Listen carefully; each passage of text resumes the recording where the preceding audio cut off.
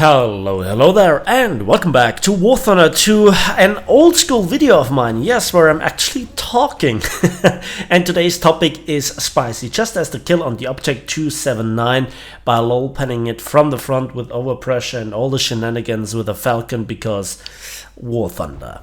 But today's problem is a systematic problem that has been existent for quite a while and has been built up over the years throughout all the nations. And this is, to be a bit more specific, that light tanks are too powerful, especially in the bracket between 6.3 and 7.7. That's a definition. Obviously, as we can see later on, there are also exceptions with lower and higher battle ratings. Just to put things into perspective, I'm not here to mindlessly rant. I want to just analyze and name the problem and also then point out suggestions how to ease the situation, how to improve the situations for all other tanks. And I also want to point out why light tanks are really, in my opinion, that powerful.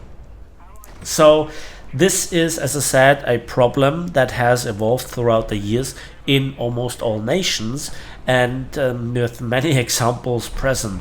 So there is, for example, not just the raw performance of the tanks, but also helped by a lot of gimmicks, a lot of mechanics that are, well, from the game specifically. So just to name here, the first one is the spawn point system. Light tanks do not really cost all that much, and they create lots of them very quickly by capping through their mobility, by getting assists via either shooting something or just scouting it or dropping an arty strike. And so you further get a lot of action by helping your teammates, even though they are not in a squad, repairing, extinguishing fire. And yeah, as I said, the scouting ability is much underrated, and then you can get into CAS, just like the F7F with the Tiny Tims, which are inherently powerful. And it's so disgusting for me to play this, and I only did it for the task a few days ago. So I know what I'm doing. CAS isn't that easy. It's just like point and click and just, wow, I killed something with splash. But that's just my personal opinion. Now, a fact is that light tanks are too powerful, and that has to do with one shell type, and that is Heat FS. And it doesn't really matter if it is Heat or Heat FS or a shot from a recoilless rifle or a rocket. There are a lot of examples. Let me put things into perspective. Let's take the M24 Chaffee. It's a fine little light tank. I really like it, and it has some disadvantages to, let's say, the Sherman. While it shares the same cannon and shares the same battle rating, it doesn't have the one plane stabilizer, and also it doesn't have 5-second reload. It has rather 6.5-second reload and no stabilizer, and therefore trades also the armor for more mobility. It also can then, do all the things, but it's a trade-off, it's a help, it makes sense, especially if you are forced into fights with armor that is really tough, let's say a KV-1. It makes sense, right? Also, at higher battle ratings, there are two examples. For example, the XM8. I don't really think that the XM8 is that much of a great light tank, or that, for example, the German Tech Tree TAM, when it first got introduced, was just like a worse Leopard A1A1 with the same mobility, the same gun systems, but hull break and even less armor. It was not really desirable in my opinion. So enter now the battle rating bracket of 6.3 to 7.7. This is where it gets insane and also very controversial. The first tank that started this kind of light tank with powerful guns theme was, again, an American tank, the M41 Walker Bulldog with its APDS. I didn't really take APDS that serious right at the start, but then I just realized how powerful it is, especially versus sloped armor. And oh my god, did I farm the Soviets hard, especially at range. I just loved it. It was just so good. And then, years later, we have the situation that at 6.7, again in the American Tech Tree, we have 4 light tanks that feature shells with between 320 and 400 33 millimeters of penetration from autoloaders, multiple recoilless rifles, or on a platform where it also has APHE, and they are all very fast and powerful vehicles. Yes, they can be killed easily, but for a decent player, it's really easy to avoid the getting shot first thing and instead getting the guns on target themselves first. So I think this is just the US tech tree. We also can look into the German tech tree. We have the premium RA251, very powerful, hated throughout War Thunder, right? But yeah, that is just something that also the Soviets have. We have the old event vehicle, the Type 62. When it was introduced, 5.7, no heat FS, but a super special Soviet magic APHE BC rounds. It was not enough. It had to have heat FS. That leads us to a issue later further down the line.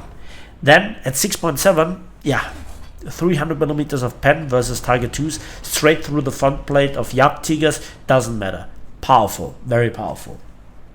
But that was a tank that didn't have a stabilizer, that didn't have the greatest gun handling. Enter now the Object Nano 6 to look at the slightly higher battle ratings of 7.7. It has a stabilizer for any speed. It has an autoloader with a ridiculous rate of fire, and it has heat FS and also APCBC rounds, which is better than a long 88. And also it's amphibious to put the cherry on top of this cake of awesomeness. But also the British are not coming short since the introduction of the South African sub-tranche. They have now the Rattle 90 and the Law 90, again 320mm. Italy has the Orwell 74, not the HVG version, the R3T106 and the Fiat 6614, both of the said name tanks with 433mm, 105mm or 106mm, whatever you want to call it, recoilless rifles with 433mm. France, if you want to have an extra spicy premium baguette, get the MX-13 SS11 with 4 600mm penetrating ATGMs and also an autoloader on top of this. Sweden, now this gets spicy. We have the USH 405 with 14 330mm heat rockets if you really want to go for that autistic screeching. But as Dollar Plays kind of demonstrated in one of his latest videos, there is also the IKV 91. 400mm of heat penetration with a 6-second reload, topped off with the great mobility, the scouting ability, and all the other stuff that I mentioned before, with a laser rangefinder that adjusts the crosshair automatically to the correct range within just moments. And that 400mm is always there at any range, with very good normalization versus normal steel armor.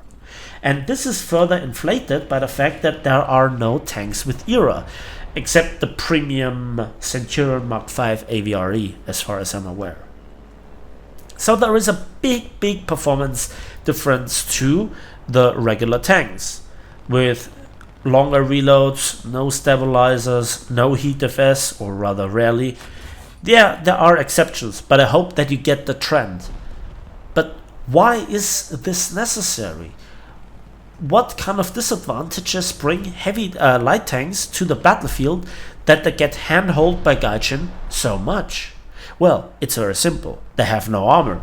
They can get shredded by SPA, and they do on a regular basis. I did it myself. Not just heavy tanks, but preferably light tanks with the Falcon and other SPA. I love to do this. Love to run with that. But that is just feasting on the meta. And light tanks are indeed the meta creators. So I think one of the things that we have to really objectively look at are the maps. When you have the objectives, which are mandatory for you to win the game for extra civilians and RP, better grinding, and the feeling of success, you need to win the game with, controlling the objectives. So you're there with your light tanks. But then if you can't really kill a heavy tank from the front, let's say you have problems with your M24 Chaffee dealing with a KB1 that's just rolling angled around the corner, it's understandable that you need a bit of extra help. But the combination of all those gimmicks still being there and the ridiculous firepower, which I just named, versus tanks that are equally slow like the KV-1, and suddenly their armor becomes irrelevant, I call this a problem. And don't get me wrong, I love light tanks. I like them to be good. But we are always in a close quarters environment. Light tanks have no real use for their mobility for extra flanking. And when you think about a stock light tank, when you think about all the mud and all the objectives or objects in the way, like as you can see here, the fences, the concrete pillars, trees, trenches, all the stuff in the way in city fights like this, they slow down light tanks considerable. And so to rebuff them, Gaijin gave them this insane firepower. But that's like countering a problem instead of fixing the problem. And there is not much of the community left from years ago that were enthusiastic and wanted to play historical tanks in historical environments. No, it's now, and I'm sorry to say it like this, but it's not really an exaggeration. There are 12, 14-year-olds that just want to go in and play Call of Duty with their tanks. And they don't want to play arcade. No.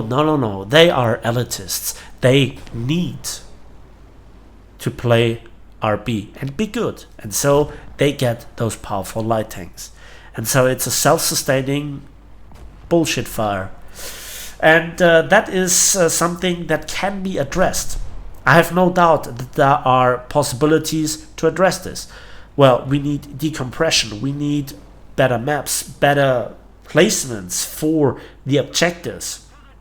And all the light tanks with this ridiculous firepower, they have to fight equal opponents. Because scouting, artillery, repair of allies and fire extinguishing, together with this mobility, that's a powerful tool. Just insert a little bit of skill necessary or mandatory, and you can have great success with those light tanks. Maybe then they are not that exciting that you can yeet multiple Tiger 2s within seconds from the front with your M50 Ontos with 6 recoilless rifles, or with the USH 405 with autistic screeching, just spamming something until it is dead without proper aiming. I'm not exaggerating, that's the bad thing. So all those light tanks need to go up by a full battle rating if they have 433mm of penetration. 320mm penetration needs to go up by 0.7 battle rating. If then you ask yourself, well, what is filling the battle rating gaps?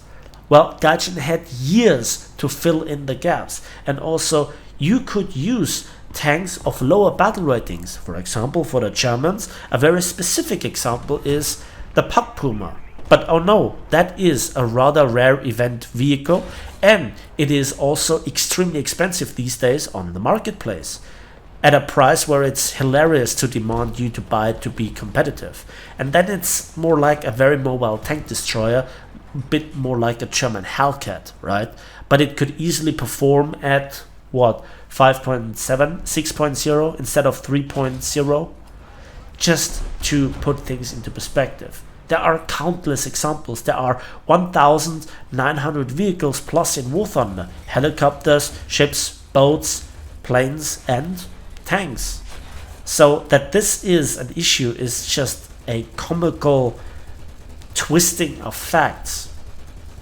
And I think that it's too much asked. It's possible, but I doubt that Gaijin has the will or the interest to really resolve this issue, to address it.